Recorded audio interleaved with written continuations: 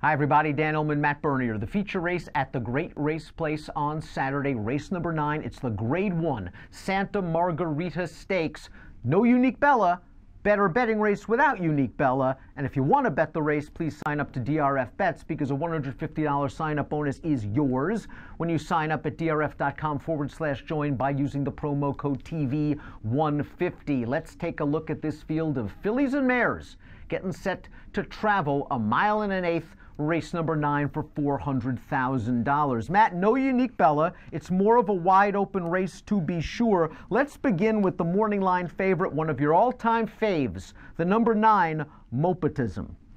Yeah, you know, Mopetism is a horse. I think she's just kind of neat. She shows up and runs her race. Sometimes she can win, sometimes she can't. With the defection of Unique Bella, this race kind of becomes wide open, and she becomes the one with the target on her back, which is an instance or a scenario where I don't know if I love her like that. I kind of like her when she's overmatched or overlooked, and you know what, she can run second or third. You see she's done that 7 times from her 16 lifetime starts. But at the same time, if you think that we're going to get a similar sort of result or a similar sort of race to what we had 2 starts back in the La Cañada, she makes a lot of sense as the favorite. Although beaten 9 by Unique Bella in the Santa Maria, she was far from disgraced in that race. She's just not at that horse's equal. Very few fillies and mares are in 2018. Her win in the La Cañada was very, very game. That's what she is. She deserved that graded win after several tough trips. I kind of agree with you and a couple other people I've talked to that I like her as the interesting alternative and not necessarily the favorite, but she's a hard hitter and you know she's going to give a good account of herself. I think the wise guy horse, or the wise girl horse in this race, is the number 10, Fault, who's only raced twice previously on dirt, and you have to go all the way back to his lifetime starts number 2 and 3. I thought she looked really good with a great trip last time out, winning the Grade 2 Buena Vista on turf, but she's 4-1 on the morning line, and our colleague, national handicapper Mike Watchmaker, likes her on top. This filly's going to get the distance, no problem. And really, I think that's kind of what it boils down to when Mike tried to make that argument, that if you think that there is going to be some real stamina issues for the majority of this field, that's not going to be the case for Fault. Now, I'm always leery of horses at Santa Anita coming from dead last on the main track, and I think she's going to be back there. But at the same time, if you don't like Mopetism and you don't like any of the alternatives, why not take a horse that's in good form for a great trainer, a hot rider, and is likely to get the distance? And if she's going to come from dead last at Santa Anita, she's going to need a little bit of pace. We'll segue into the Timeform US Pace Projector, and we see a red bar. Perhaps good news for the number 8 Fault, who's actually fairly close, the number 10 Fault, who's not very close, according to the Timeform US Pace Projector. She's got work to do. Maybe this fast pace helps her out. It'll likely be set by the number 7 Bishop's Pond, who comes out of a key race at Laurel, but she's had some quarantine issues which affected her most recent start that we're going to run her at Laurel on Barbara Fritchie Day. This is a real confident placement by a red-hot horseman in Jason Service. Yeah, it certainly is, and you go through and look at her 4 most recent starts. One of them was on the turf, but 3 dirt races, and the only one where she was really embarrassed was the Beldame. I'm not holding that against her, running against Elate and even some other horses like Asking for Money and Money's on Charlotte. She fits relatively well in here. The problem is if you're purely a figure player, she's not fast enough. 6-1 on the morning line on the 1 La Force, who ran a fast race in the La Cañada. 3-horse Photo, Mopetism, Mended. La Force was right there. I thought she was in a little bit of sneaky traffic in behind horses. Patty Gallagher decided to drop her into her 1X, get a confidence-building win. She was odds on. She won. Where'd that 91 buyer go? Only a 75.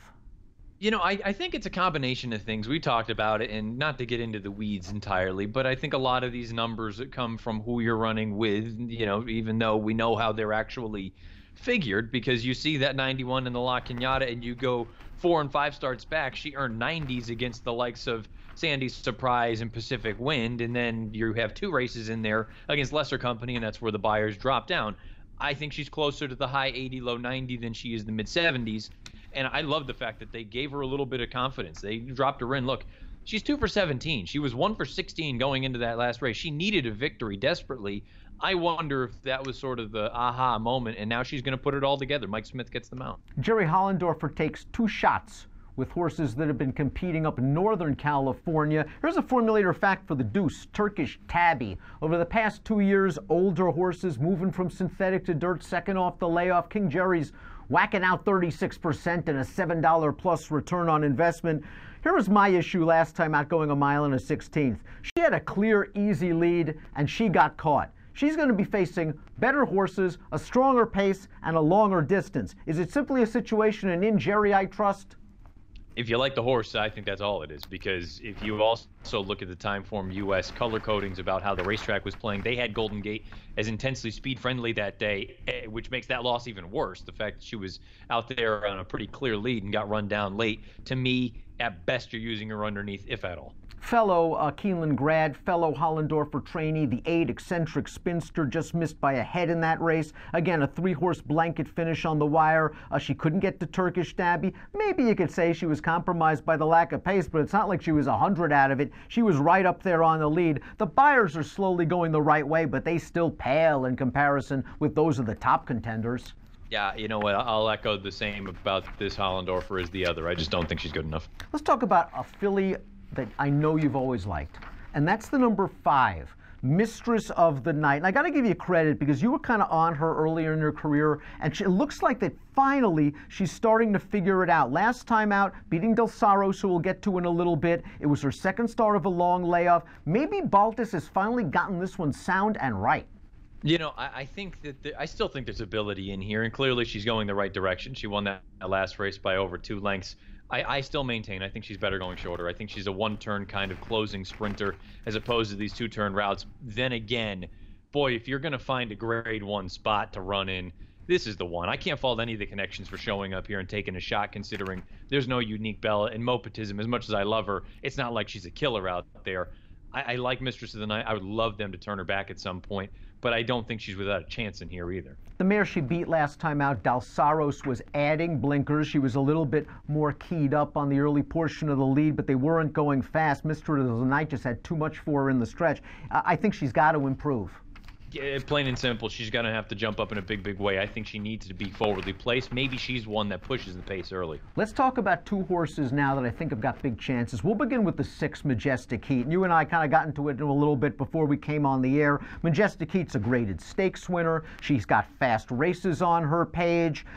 You kind of think that she's just off form right now. My argument will be that she's a little bit dirtied up. The La Cañada, as the favorite against Mopatism, she just found herself so far back off of the pace. I didn't think she had any chance over that Santa Anita strip in the Santa Maria. Throw it out, you're not beating Unique Bella. And last time out, they cut her all the way back to 6, which is too short. A mile and an 1/8, I think it's okay for Majestic Heat, and this is the kind of field, given a good pace scenario, that she can beat.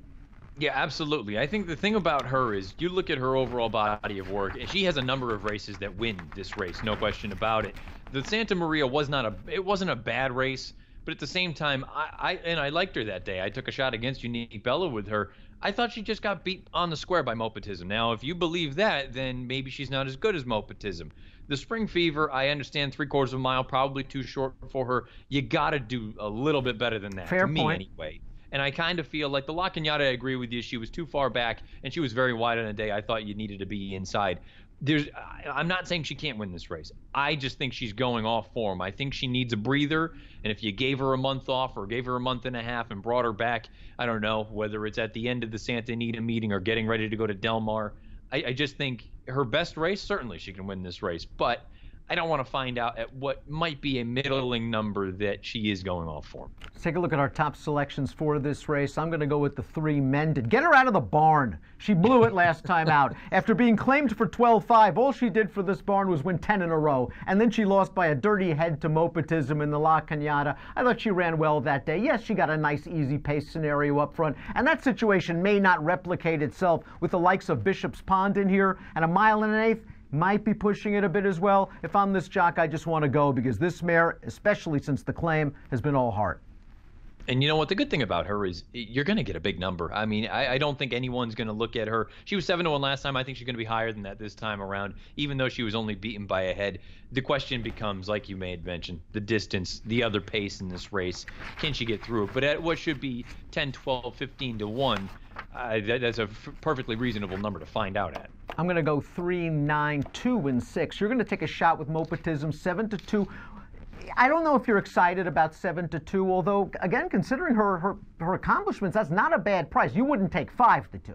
No, I was going to say I made her 3-1. I think she's ultimately going to go off in that 2-1 range, not 7-2. If you told me she would be 7-2, yeah, you know what? I would all of a sudden reassess, rethink things, and look at it and say 3.5-1 on the best horse in the race. I'll take it. I think she comes down from there, though. Several stakes races at Santa Anita on Saturday, but the features, the only Grade 1 stakes race, I believe this weekend. It's the Santa Margarita. If you're playing at home, one more time, here's the deal for DRF Bets.